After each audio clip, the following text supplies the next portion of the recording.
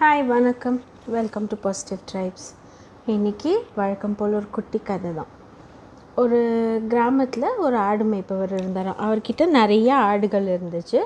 அந்த ஆடை மேய்ச்சிட்டே இருக்கும்போது ஒரு ஃபாரஸ்ட் சைடில் ஆடு மேய்ச்சிட்டு இருந்தாராம்.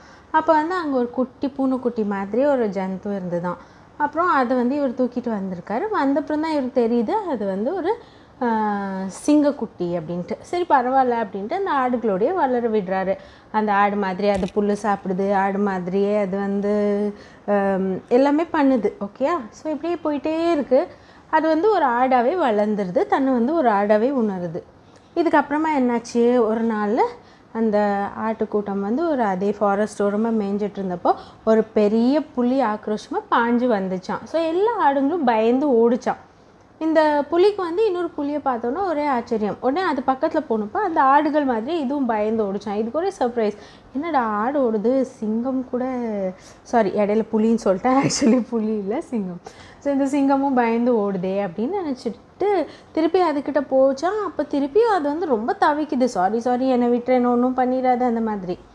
அப்போ இந்த சிங்கம் இருக்குல்ல, காட்டில் இருந்து வந்த சிங்கம், அது இந்த குட்டி சிங்கத்தை பிடிச்சி இழுத்துட்டு ஒரு நீர்நிலைக்கிட்ட கொண்டு போச்சான். கொண்டு போயிட்டு இங்கே பாரு இதில் நீ யார் அப்படின்னு பார்த்தா இந்த சிங்கக்குட்டிக்கு ஒரே ஆச்சரியம். ஏன் ஆச்சரியம்னா, அந்த ஆடு மாதிரியே இல்லை, இது வேறு மாதிரி இருக்குது, எதிர்த்தாப்பில் நிற்கிற அந்த பெரிய மிருகம் மாதிரி இருக்குது. இதுக்கு ஒரே ஆச்சரியம். அப்போ அது சொல்லிச்சான், நீ வாயை திறந்து கத்து அப்படின்ட்டு.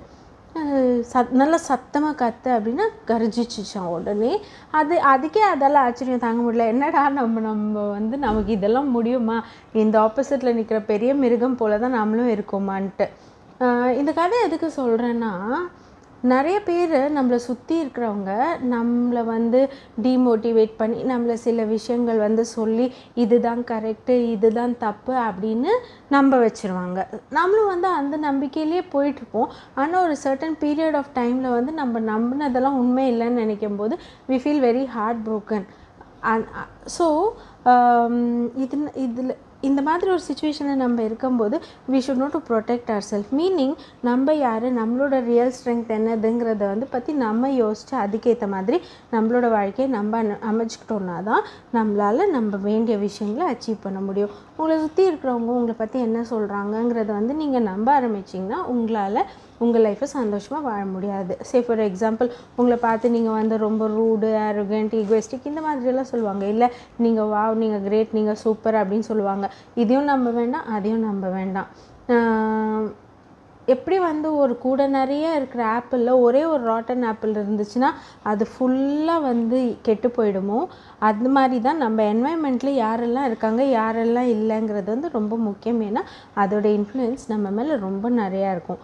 ஸோ நீங்கள் அந்த குட்டி சிங்கம் போல் அறியாமையில் வாழாமல் உங்களை பற்றி நீங்கள் அனலைஸ் பண்ணி தெரிஞ்சு உங்களோட வெற்றி இலக்கை நோக்கி பயணம் பண்ணுங்கள். இன்னொரு பதிவில் உங்களை சந்திக்கும் வரை நன்றி, வணக்கம்.